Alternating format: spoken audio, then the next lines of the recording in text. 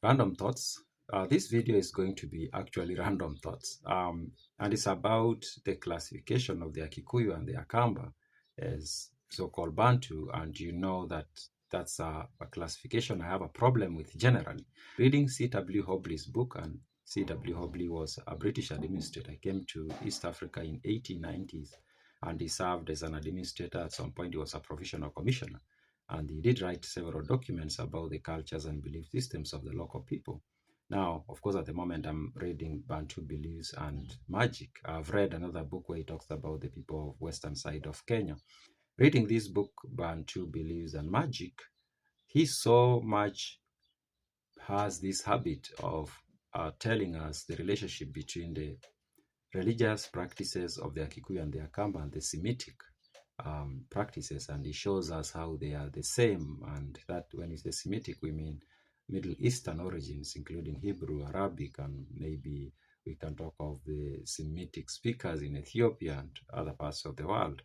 Now, these practices that he points to us to be very Semitic in nature, there are so many, they are so numerous in the book, and that makes me think if the classification was going to be done using religious practices and belief systems, maybe the Akikuyu and the Akamba would not be called Bantu. Maybe they could be called Semitic. But of course, that cannot happen because there is a general understanding around the world and or among the experts that the best way to classify people is to use the languages that they use. And so because the Akikuyu speak a Bantu language and the Akamba speak a Bantu language, of course, they are put as Bantus. But you know what I believe about this?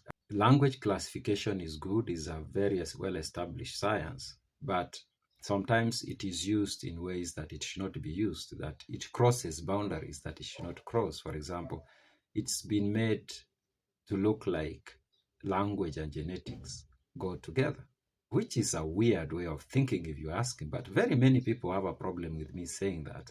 There's no way we can believe actually in this era that language and genetics go together. There's no way we can do that, especially if you have simple understanding of human history and simple understanding of the interactions of humans and the movements of humans and the possibility of language movement. There's no way you are going to believe that somebody else speaks this language, then definitely they are related to the person speaking the same language 2,000 miles away. There's no way you are going to believe that. But people believe it, even very, very, very well learned people believe that if you are a Kikuyu, it means you are genetically related to somebody who speaks a similar language somewhere in Zambia.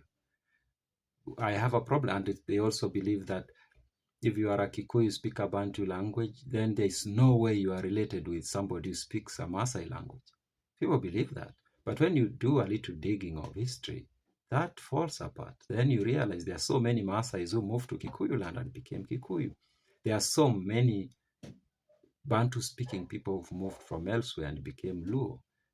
People have always moved like that. People have always dropped languages, picked new languages like that for thousands of years. That's what has always happened.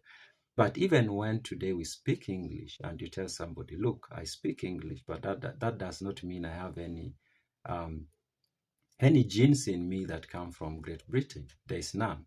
I have not done any tests, but I'm almost 100% sure that there is none.